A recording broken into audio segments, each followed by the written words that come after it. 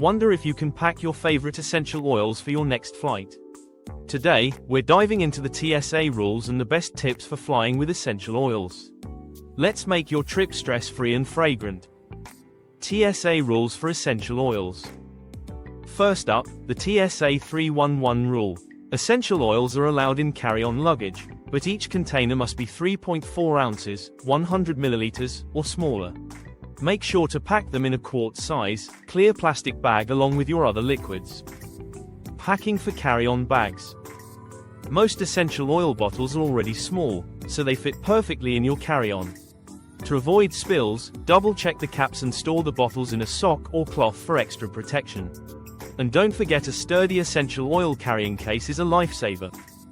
Traveling with essential oils in checked bags. Need to bring larger bottles? Checked luggage is your best bet. There are no size restrictions for essential oils in checked bags, but be sure to pack them securely to prevent leaks or damage. Bringing a diffuser on a plane. Yes, you can bring your diffuser, it's allowed in both carry-on and checked bags. Just wrap it in a soft cloth to keep it safe during the journey. Using essential oils in flight.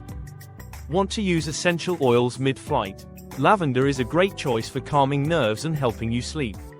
Dab a little on your wrists or inhale gently, it's like bringing a little spa with you in the sky. Pro tips for traveling with essential oils. Quick tip: keep oils in their original bottles to avoid confusion at security. Invest in a padded essential oil case, and pack them alongside your liquids for easy access. Final tips. So, can you take essential oils on a plane? Absolutely. Just follow these simple rules, and you'll breeze through security. If you found this video helpful, give it a thumbs up, and don't forget to subscribe for more travel tips.